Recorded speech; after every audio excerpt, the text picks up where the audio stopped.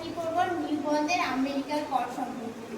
আমরা নিউবর্নদের কখন কর্ডটাকে ক্ল্যাম্প করি, ওটাকে বলা মানে 30 থেকে 60 সেকেন্ড পরে ডেলিভারি, 30 থেকে 60 সেকেন্ড পরে আমরা কর্ডটাকে ক্ল্যাম্প করি, যেটাকে বলা হয় ডিলে কর্ড ক্ল্যাম্প। ঠিক আছে, এই কর্ডটা কত সেন্টিমিটার দূরে আমরা ক্ল্যাম্প করি? এটা হচ্ছে ফিটাস থেকে 2.5 সেন্টিমিটার দূরে ক্ল্যাম্প করি। আর ফার্স্ট যে ক্ল্যাম্পটা, সেকেন্ড ক্ল্যাম্পটা হচ্ছে ফিটাস থেকে 5 সেন্টিমিটার দূরে কর্ডটাকে ক্ল্যাম্প করি।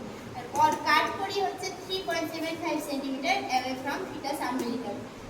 Benefits of delay cord clamp, কি কি সুবিধা আছে? একটা হচ্ছে প্রিভেন্ট অ্যানিমিয়া, তারপরে প্রিভেন্ট ইন্ট্রাভেন্ট্রিকুলার হিমোরেজিক ডিজিজ, আর 80 ml মতো এক্সট্রা ব্লাড মায়ের দেহ থেকে ফিটাসের মধ্যে যায়।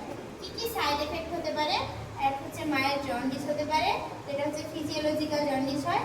আর একটা হচ্ছে মাইল্ড পলিসাইথেমিয়া হতে পারে, যে ক্ষেত্রে হচ্ছে আরবিসির পরিমাণটা ইনক্রিজ করে যায়।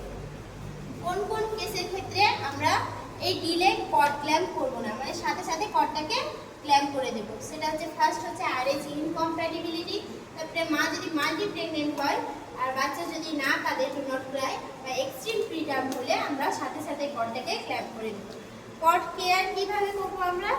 ফার্স্ট হচ্ছে কর্ডটাকে সবসময় ওপেন এয়ারে রাখবো, ওটাতে কিছু র্যাপ করবো না, ওখানে কোনো অয়েল বা ভিটামিন অ্যাপ্লাই করবো না।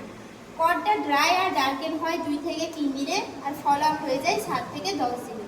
ডিলে কর্ড ফল কখন হতে পারে? যদি হচ্ছে বাচ্চার কর্ডের ওখানে ইনফেকশন হয়, বা কোনো রকম গ্র্যানুলোমা হয়, বা যদি কর্ডটা ময়েস্ট থাকে, বাচ্চাকে যদি আইভি অ্যান্টিবায়োটিক্স দেওয়া হয়, বা বাচ্চাটা যদি প্রিম্যাচিওর বেবি হয়, তাহলে সেক্ষেত্রে কর্ডটা ডিলে কর্ড ফল হয়, মানে 14 দিন বা 15 দিনের উপরে কর্ডটা ফল হয়। ঠিক আছে, এবার আমরা আজকে পড়বো নিউবর্ন ক্যারেক্টারিস্টিক। কি কি নিউবর্নের ক্যারেক্টারিস্টিক আছে?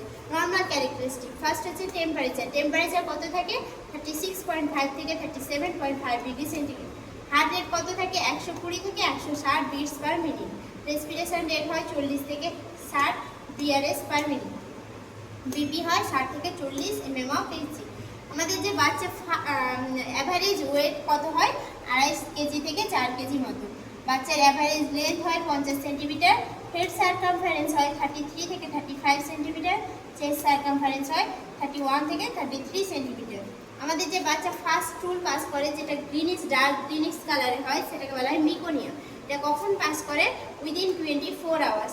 আর যে ফার্স্ট ইউরিনটা পাস করে উইদিন 48 আওয়ার্স। তাহলে আজকে আমরা কি করলাম? নিউবর্নের নর্মাল ক্যারেক্টারিস্টিক আর আম্বিলিক্যাল কর্ড কখন ক্ল্যাম্প করব, কখন কাট করব, কি কি সুবিধা, কি কি সাইড এফেক্ট, কখন তাড়াতাড়ি ক্ল্যাম্প করে দেব, কিভাবে ওটাকে কেয়ার করব, এসব আজকে আমরা করব।